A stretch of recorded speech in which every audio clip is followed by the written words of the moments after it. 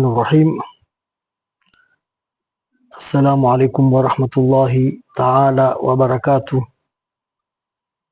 الحمد لله الحي القيوم،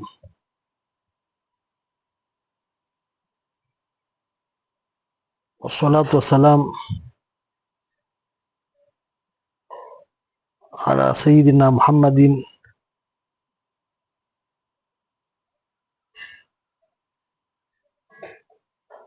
خير البرية والأمم، وعلى آله وصحبه أولو الهداية والهمم. Amma baad, tuko katika na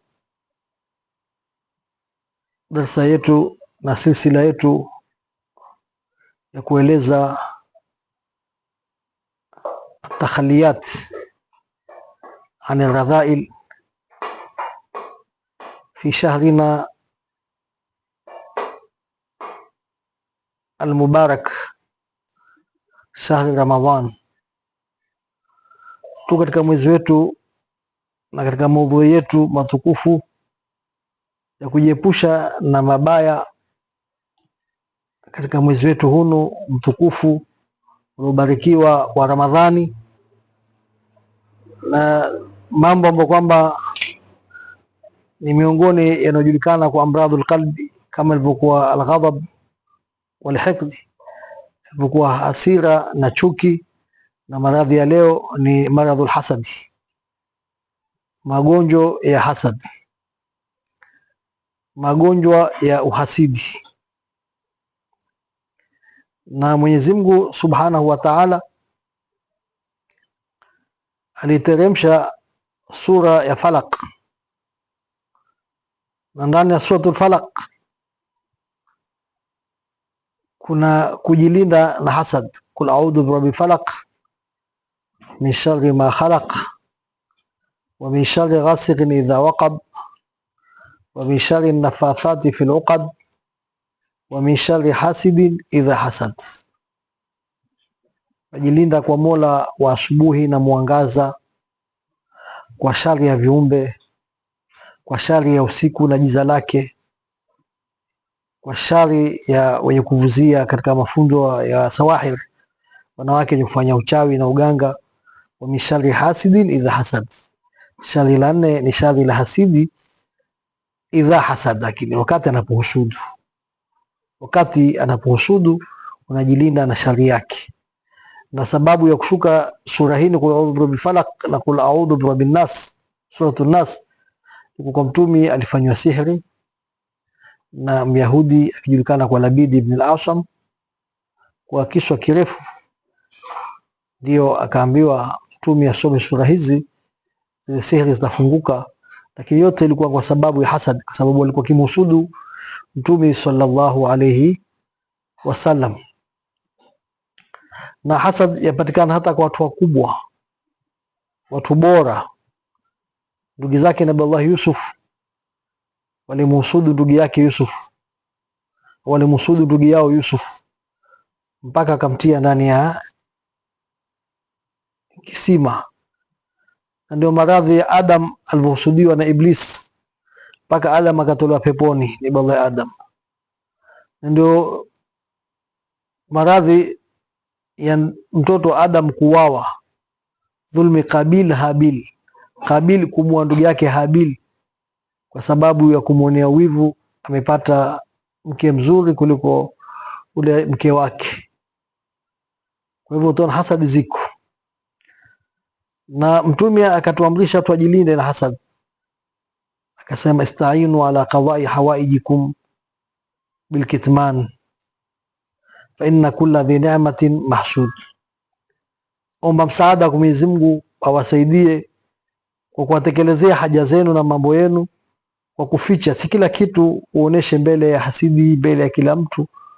Ile neema aliyoipata ndani yake kuna husda.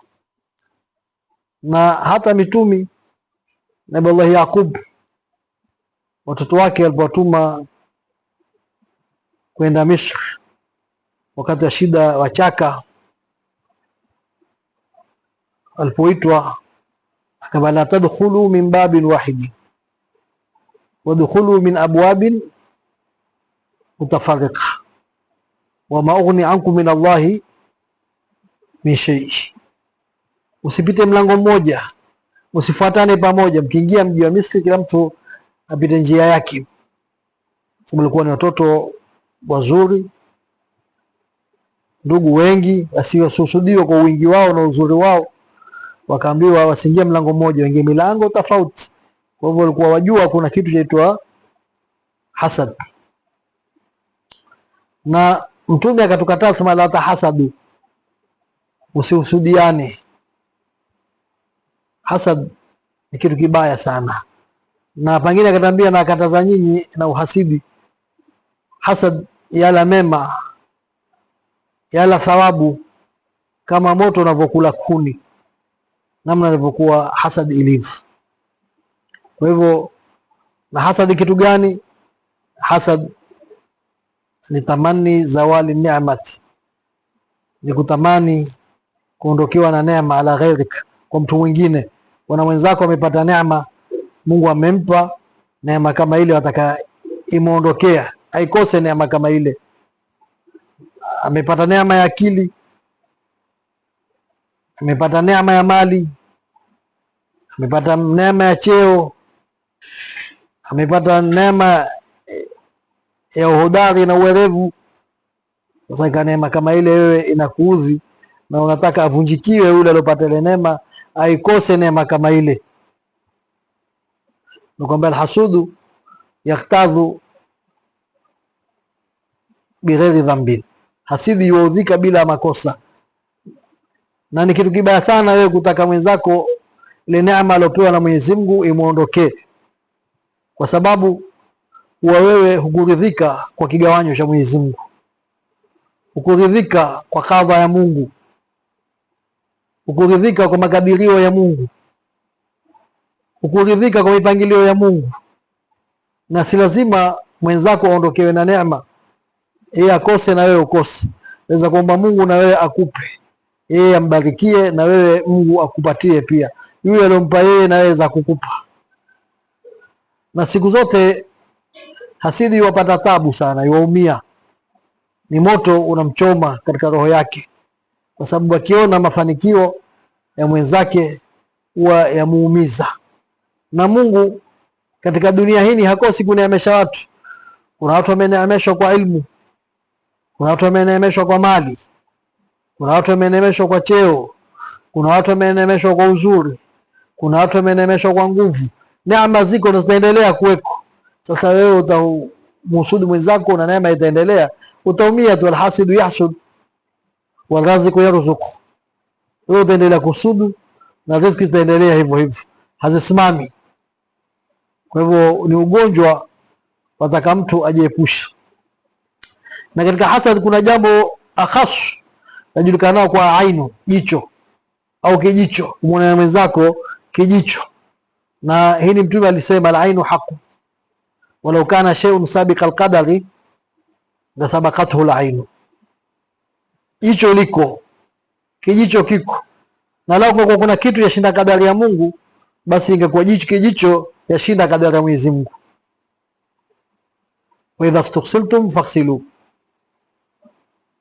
ukiambiwa ujioshe, uoshe, utawadhe, basi osha, usikatai. Na hili ilitokea wakati wa Mtume sallallahu alaihi wasallam.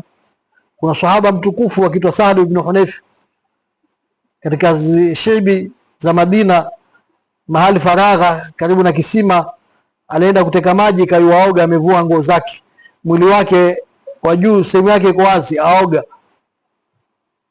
Bwana mmoja akiitwa Amir ibn Rabi'a akamuona ile ngozi yake na ule mwili wake, akasema ana ngozi nzuri sana huyu, sijawahi kuwa na ngozi nzuri iliyojificha kama hii. Kwa raha nyingine utaona ni ngozi ya msichana mwanamwali aliyofichwa, ilivyokuwa nzuri na ilivyokuwa laini. kusema hilo tu, pale pale Sahal ibn Hunayf alianguka, ashikwa na kifafa, akaanguka chini, akashikwa kama ana homa hivi, kuinuka akawa hawezi, akainuliwa, akapelekwa habari Mtume sallallahu alayhi wa alihi wasallam. Mtume alipokwenda akamuona, akauliza ni nani alikutana naye huyu karibu, amshuku nani huyu? Akamba huyu yamshuku Amir ibn Rabi'a, ndio alikuwa karibu na yeye na alimuona na akamsikia akitoka na maneno. Mtu akamwita Amir ibn Rabi'a, akamba kwa nini wewe wamuua mwenzako? Tamuua mwenzako kwa kijicho kama hichi. Hili jicho kama panga, wengine huwa kwa mapanga, wengine huwa na hasad. Ndio pekee sema al-ainu haqqun yudkhilu rajula al-qabra wal jamal al-qidra. Kijicho kiko kweli, alohai huingizwa kaburini na ngamia huitwa chunguni. Gala ngamia alivyokuwa mzuri, papa atanguka, achinjwe, apikwe, aliwe. Kwa hivyo jicho uliko. Mtumi akamwambia ule Amir ibn Rabi'a atawadhe, aoshe uso, aoshe mikono kama anavyotawadha, aoshe miguu, kisha yale maji yake ule hasidi alomhusudu mwenzake Amir ibn Rabi'a aogeshwe nayo ile Sahli, aogeshwa nayo Sahli, akanyunyiziwa katika kitambi, basi akainuka kama kwamba hana ugonjwa, akainuka mzima. Kwa hivyo hasad ziko na hasad zapata, na hakuna mtu mbaya kama hasidi. Wewe lako ufanye nini? Wewe jilinda kwa Mwenyezi Mungu, mshari hasidi za hasad.